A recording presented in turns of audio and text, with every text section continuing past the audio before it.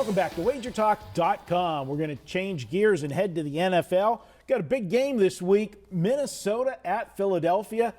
Big game because the Vikings are the only undefeated team left in the NFL. But all of the sub-stories in this one here, you got Sam Bradford coming back to Philadelphia, which I don't know if he should be, have the chip on his shoulder, that they traded him away, or, kiss the GM, because he went to a team that he's getting to start at. And right now, I think the favorite in, the NFC to go to the Super Bowl, not just because they're undefeated with that defense and they're not missing a beat. They're doing just enough offensively to win. Preston, I'll start with you. Philadelphia, they started out 3-0, and then the last two games on the road fell behind early, but for a young quarterback, he showed me something that he brought them back in both of those games from 2-score deficits, but then they ended up losing them. What do you make of this one? Yeah, it's tough. It opened pick, and I think the current line's 2.5 now, and I considered playing pick. It just feels like one of those spots. I don't normally let this thing get to me, but if there was ever going to be a square versus sharp divide, or just a public versus non-public divide, it's going to be in this game. 80+% of the bets are going to be on the Vikings probably. And here the Eagles, if it gets to 3, I think is probably going to be a sharp bet. It probably won't last very long. But I'm ultimately passing on the game. But one thing worth mentioning, I read from, I believe it was Warren Sharp. If you don't follow him, he's worth a follow for sure. But he mentioned that the Eagles and Carson Wentz have faced the number one easiest defenses to this point in the NFL through their games. And so the next stretch, not only is Minnesota maybe the best defense in the NFL, but they're one of the best.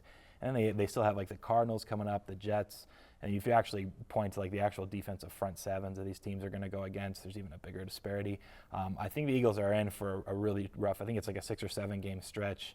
We'll really learn a lot about Carson Wentz and this team. But this is the first one. It's one of those where you win this one and you gain that confidence you can beat anyone. You lose this one, and then things might start falling apart. So I'm really intrigued, just as a fan watching the NFL. Who wins this game? Does Minnesota keep it going, or how do the Eagles respond to playing tougher competition for the next month and a half? Bryan, Minnesota's coming off the bye week, and I've always been. The bye week, if a team's playing bad going into the bye week, I want to take them coming out of the bye. When they go into the bye on all cylinders clicking, that's the last thing you want to see happen. You don't want to see that momentum, stopped, and that concerns me with Minnesota this week coming off of the bye week. What do you take? Yeah, that was going to be my main point. To use one of your favorite Marco-isms, fat and sassy, coming out going into that bye off the the season they've had. But I talked about explosive plays in the college video, and I'll talk about it here. Minnesota's actually down 5 explosive plays on the season, which tells you the defense is doing the job, but the offense is still limited.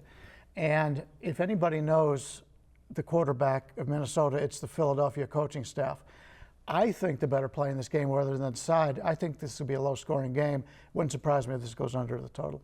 Well, keeping on that mention, I have it at 3 points. So I have Minnesota 3 points better than Philly right now. So I don't have a play on the side right now. But as you mentioned, the low total and predicted low scoring game, and the fact that the Minnesota offense doesn't put up a lot of points, I think the teaser's the way to go with the home team here. I think there's value in taking Philadelphia, getting it over, with it sitting at 2.5, you use the 6-point teaser, you're getting it to 8.5, you're going through all the key numbers, 3, 4, 6, and 7. I think that's the way to go. I usually do that in low total games as long as there's not a 3 available. Now the 3 doesn't have the value it has in the past with the extra points being pushed back, but if I can catch the 3 and I wanted to play the underdog side, that's the way I would go. If it doesn't get to 3, it makes a lot of sense to play that. Preston, you're going to be on the sidelines on this one again watching? Yeah, I'll be on the sidelines. It's hard to say no to plus 8.5, obviously. But to reiterate Brian's point, it was a good one for people that do play teasers, which I don't very often. If there's a plus 3, you're never supposed to tease that to 9. Right.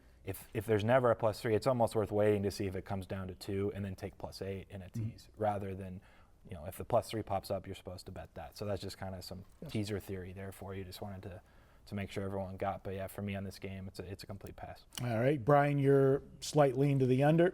Yeah, I think it'll be a lower scoring game. All right, and if it doesn't get to 3, I'm on the teaser plus 2.5, tease it up to 8.5. And guys, each and every Tuesday, you can check out Wager Talk. It's $2 Tuesday. We offer one capper and offer his best bet for just $2. Check it out each and every Tuesday at wagertalk.com. We'll be back with more here at Wager Talk.